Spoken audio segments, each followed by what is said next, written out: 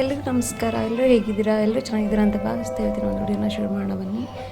ಭಾನುವಾರ ಬೆಳಗ್ಗೆಯಿಂದಲೂ ನನಗೆ ಯಾಕೋ ಲೈಟಾಗಿ ಹೊಟ್ಟೆ ನೋವು ಸ್ಟಾರ್ಟ್ ಆಗಿತ್ತು.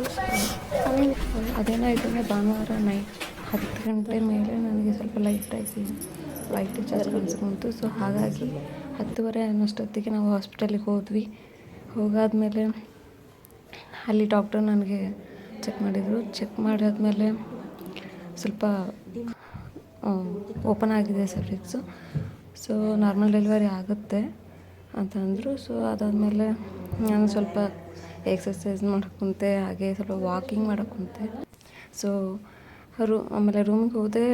ನಾವು ಸ್ಪೆಷಲ್ ವಾರ್ಡ್ನೇ ತೊಗೊಂಡಿದ್ದು. ಸೊ ಹಾಗಾಗಿ ಅಲ್ಲಿ ಸ್ಪೆಷಲ್ ವಾರ್ಡಲ್ಲಿನೇ ಸ್ವಲ್ಪ ಎಕ್ಸಸೈಸ್ ಮಾಡೋಕ್ಕೆ ಕುಂತೆ. ಅದೇ ನಾರ್ಮಲ್ ಡೆಲಿವರಿ ಸ್ವಲ್ಪ ಈಸಿಯಾಗುತ್ತೆ ಅನ್ನೋ ಕಾರಣಕ್ಕೋಸ್ಕರ. ನೀವು ನೋಡ್ತಾ ಇರ್ಬೋದು, ಕುಂದ್ರೋದು ನಿಂದೋದು ಮಾಡ್ತಾಯಿದ್ದೆ ಮಮ್ಮಿ ಕೈ ಹಿಡ್ಕೊಂಡು. ಮತ್ತು ಅದಾದಮೇಲೆ ನನಗೆ ಪೇನ್ ಫ್ರೀ ಇಂಜೆಕ್ಷನ್ ಕೊಟ್ಟಿದ್ದರು. ಸೊ ಹಾಗಾಗಿ ಮಲಗಿದ್ದೆ.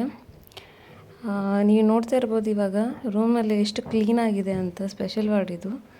ಸೊ ಜನರಲ್ ವಾರ್ಡ್ ನಾನು ನೋಡಿಲ್ಲ, ಬಟ್ ಸ್ಪೆಷಲ್ ವಾರ್ಡ್ ತುಂಬ ಕ್ಲೀನಾಗಿದೆ. ತೊಟ್ಲು, ಟ್ರೆಜರಿ, ಚೇರ್ ಎಲ್ಲ ಕೂಡ ಕೊಟ್ಟಿದ್ದಾರೆ. ಇಲ್ಲಿ ಫುಲ್ ಕ್ಲೀನಾಗಿತ್ತು ರೂಮ್ ಮಾತ್ರ. ಆಮೇಲೆ ಸೊಳ್ಳೆಗಳು ಕೂಡ ಇಲ್ಲ. ರೂಮ್ ಅಂತೂ ಒಂದು 5ರಿಂದ 6 ಸರ್ತಿ ಕ್ಲೀನ್ ಮಾಡ್ತಾರೆ ಒಂದು ದಿನಕ್ಕೆ. ಅಷ್ಟು ಕ್ಲೀನಾಗಿತ್ತು ರೂಮ್ ಮಾತ್ರ.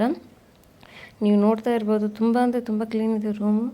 ಆಮೇಲೆ ವಾಶ್ರೂಮ್ನು ಕೂಡ ಅಷ್ಟೇ, ದಿನಕ್ಕೆ 4 ಸರ್ತಿ, ಒಂದು 5 ನಿಜ ಹೇಳ್ಬೇಕಂದ್ರೆ ಒಂದು 4ರಿಂದ 5 ಸರ್ತಿ ಕ್ಲೀನ್ ಮಾಡ್ತಾ ಇರ್ತಾರೆ. ಸೊ ನೆಲನೂ ಅಷ್ಟೇ ಚಂತನ ಒರೆಸ್ತಾನೆ ಇರ್ತಾರೆ, ಅಷ್ಟು ಕ್ಲೀನಾಗಿರ್ತಾರೆ. ಸೊಳ್ಳೆ ಕಾಟ ಅಂತೂ ಮೊದಲೇ ಇಲ್ಲ.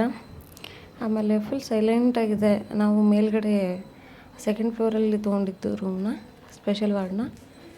ರೂಮ್ ಮಾತ್ರ ತುಂಬ ಕ್ಲೀನಾಗಿತ್ತು. ನೀವು ನೋಡ್ತಾ ಇರ್ಬೋದು ಇಲ್ಲಿ ತೊಟ್ಲು ಮತ್ತು ಟ್ರೆಜರಿ ಎಲ್ಲ ಅದು ಅವರೇ ಕೊಟ್ಟಿದ್ದಾರೆ. ಆಮೇಲೆ ಪೇನ್ ಬರ್ ಇಂಜೆಕ್ಷನ್ ಕೊಟ್ಟಿದ್ದರು. ಸೊ ನನಗಿನ್ನೂ ಪೇನ್ ಬಂದಿರಲಿಲ್ಲ. ಸೊ ನಾನು ಮಲಗಿ ರೆಸ್ಟ್ ಮಾಡ್ತಾಯಿದ್ದೆ.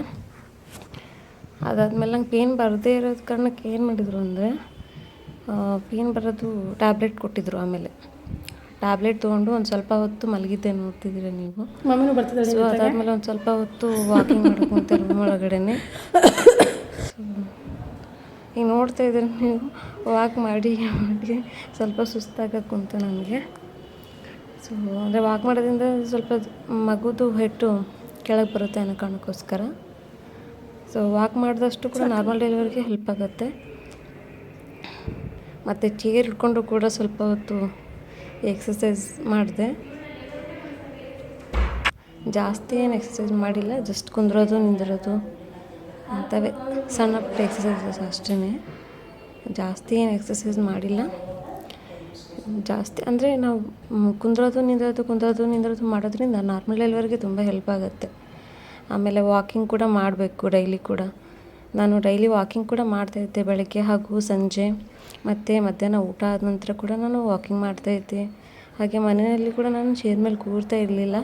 9 ಮಂತ್ಸ್ ಯಾವಾಗ ಸ್ಟಾರ್ಟ್ ಆಯಿತು, 9 ಮಂತ್ಸಿಗೆ ಅಂದರೆ 9 ಮಂತ್ಸ್ ಕಂಪ್ಲೀಟ್ ಆಗೋಕ್ಕೆ 2 ವೀಕ್ಸ್ ಇತ್ತು. ಆವಾಗ ನಾನೇನು ಮಾಡಿದೆ, ನೆಲ ಮೇಲೆ ಕುಂದ್ರಕ್ಕೆ ಸ್ಟಾರ್ಟ್ ಮಾಡಿದೆ.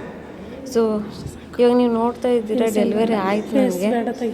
ಡೆಲಿವರಿ ಆದಮೇಲೆ ಪಾಪು ಹುಟ್ಟಿತು. ಸೊ ಹೆಣ್ಣು ಪಾಪು ಅದು.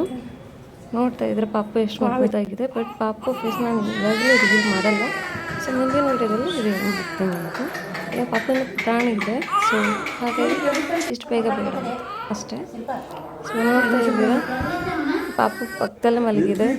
ಮತ್ತು ಅವ್ರ ಡ್ಯಾಡಿ ಕೂಡ ಬಂದಿದ್ರು, ಪಾಪು ಹಸ್ಬೆಂಡ್ ಕೂಡ ನೋಡಿ ತುಂಬ ಖುಷಿಪಟ್ಟರು ಪಾಪುನ ನೋಡಿ. ರೂಮಲ್ಲಿ ಆದರೆ ಮಮ್ಮಿ ಸ್ವಲ್ಪ ಟ್ಯಾಬ್ಲೆಟ್ಸ್ ತರೋದಕ್ಕೆ ಕೆಳಗೆ ಹೋಗಿದ್ರು, ನಾನೊಬ್ಬಳೇ ಇದ್ದೆ ರೂಮಲ್ಲಿ. ಸೊ ಹಾಗಾಗಿ ಪಾಪನ ಇದೊಂದು ಸ್ವಲ್ಪ ವಾಕ್ ಮಾಡಿದೆ. ಅದಾದಮೇಲೆ ಕೂತ್ಕೊಂಡೆ. ಸೊ ಇವತ್ತಿನ ಒಂದು ವಿಡಿಯೋ ನಿಮಗೆ ಇಷ್ಟ ಆಗಿದ್ದರೆ ಲೈಕ್ ಮಾಡಿ, ಶೇರ್ ಮಾಡಿ ಮತ್ತು ಕಮೆಂಟ್ ಮಾಡಿ. ಹಾಗೆ ಪ್ರೆಗ್ನೆನ್ಸಿ ಅನ್ನೋದು ತುಂಬಾ ಕಷ್ಟ ಅದು. So yes, thank you.